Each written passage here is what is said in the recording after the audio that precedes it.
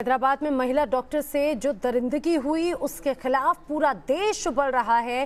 देश भर में विरोध प्रदर्शन हो रखे हैं। देश की राजधानी दिल्ली के जंतर मंतर की आप तस्वीर देखिए, जहां पर किस तरह से बड़ी संख्या में महिलाएं एकजुट हुई। विरोध प्रदर्शन जारी है। हजारों की तादाद में महिलाएं यहां पर प्रदर्शन कर रही हैं। हैदराबाद के दरिंदों को बिना देरी फांसी देने की मांग की जा रही है। कुछ महिलाओं ने तलवार लेकर प्रदर्शन किया, तो वहीं दिल्ली महिला आयोग के अध्यक्ष स्वाति मालीवाल भी धरने में शामिल है।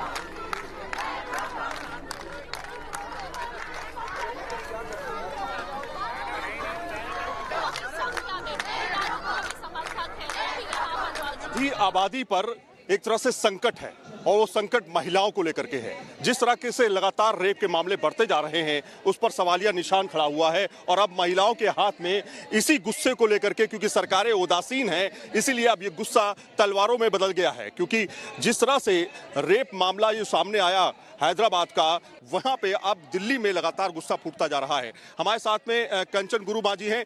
आप ये बताइए कंचन जी कि ये गुस्सा है, जाहिर तौर पे हम भी समझते हैं, तलवार मैसेज क्या है? गुस्सा नहीं, आक्रोश है। अगर हमारे हवाले कर दे तो हम 1 मिनट ना लगाएं, उसके गर्दन सिर से उसका अलग कर दें। लेकिन जब हम कानून पे भरोसा करते हैं, न्यायाधीश पे भरोसा करते हैं, वो सब खत्म हो चुका है कि आज देश किस पे भरोसा करे? न्याय पे भरोसा करे जो 7 साल से फाइल निर्भया केस का पड़ा हुआ है। आज हम कानून पे, ये पुलिस डिपार्टमेंट पे भरोसा करें जो इतने लोग जाके बेटियों को जला दिया जाता है, उसे अरेस्ट करने में उनको तकलीफ होती है, एक थाने से दूसरे थाने भेजते हैं। हम किस पे भरोसा करें? तो महिलाओं को त्रिशूल लेके अब चलना पड़ेगा अपनी सब सेफ्टी के लिए। बिल्कुल, क्यों नहीं चलना पड़ेगा? ये तो आपको भी सारी दुनिया जानती कि आज क्या हो रहा है। एक निर्भया केस था जिसमें आज तक फास्ट ट्रैक के बाद भी अपराधी आज भी जो है बैठे हुए हैं, उन्हें फांसी की सजा नहीं दी गई है। आपके हाथ में हम देख रहे हैं त्रिशूल है। गुस्सा ये है कि किसी भी तरीके से उनको फांसी। कहना ये है कि अगर आप सजा नहीं दे सकते तो आप इनको हमारे हवाले करिए, हम इनको सजा देंगे अगर आपके बस की बात नहीं है। तो कुल मिलाकर के देखिए, ये नजारा है जंतर मंतर का, जहां पे महिलाओं के हाथ में कहीं तलवार है तो कहीं त्रिशूल है। ये मैसेज देने की कोशिश है कि अगर सरकारों ने कुछ नहीं किया तो जनता को करना पड़ेगा। वीडियो जर्नलिस्ट कमल किशोर के साथ सैयद आमिर हुसैन, न्यूज़ नेशन, दिल्ली।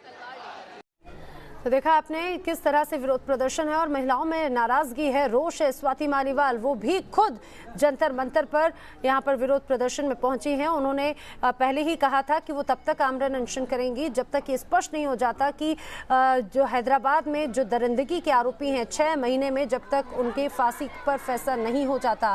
ये तस्वीर आप देखिए, जंतर मंतर पर बड़ी संख्या में महिलाएं पहुंची हैं, हाथों में बैनर पोस्टर्स दिए हुए हैं। मांग की जा रही है सख्त से सख्त नियम बनाने की, ऐसे कानून, ऐसे नियम जो ऐसे इन अपराधियों के दिल में, मन में खौफ पैदा करे।